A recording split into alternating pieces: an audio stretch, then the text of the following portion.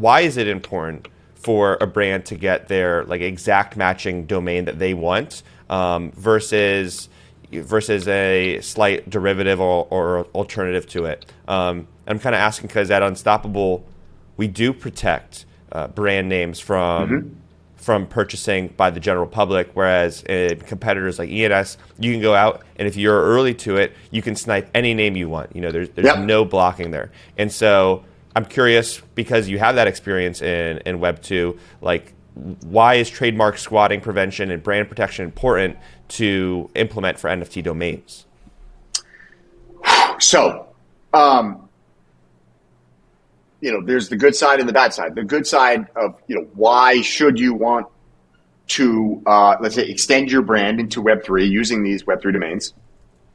And the reasons for that are the same reasons why you want to own your Twitter account, exact match of your brand, why you want to own your Instagram, exact match of your brand, why you want to own, your exact brandmatch.com domain. The reasons are the same. It's brand consistency. It's avoiding consumer confusion, right?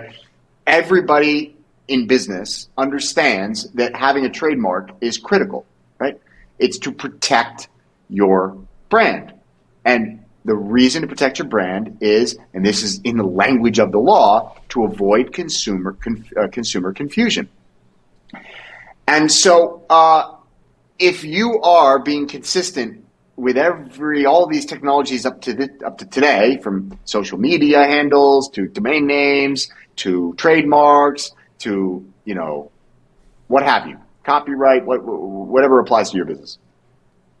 Well, then it only makes sense that you extend that to this new value layer of the internet for, let's say, identity, but in a different aspect. Okay, more of an interactive identity, wallet, right?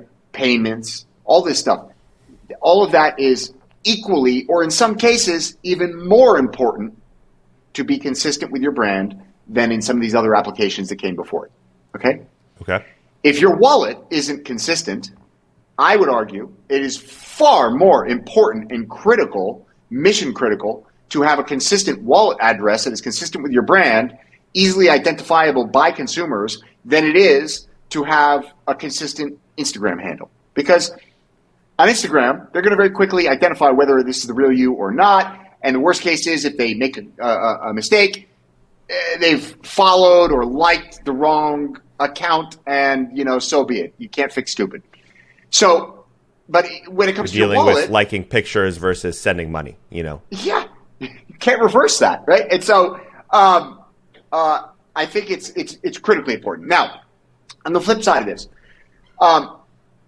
I think that it is absolutely essential, and it is very forward-thinking of Unstoppable Domains to have protected those big brands in particular. And I think that it behooves the community to continue to self-police and enforce trademark protection, where it's clear, because there are things which are not clear, right, where they don't necessarily have exclusive rights over a particular word. Because how are you going to get end user adoption if they can't get the domain names they need in Web3, right? And so, it's a catch-22, right? If you want the space to grow, you need them to come in and adopt it.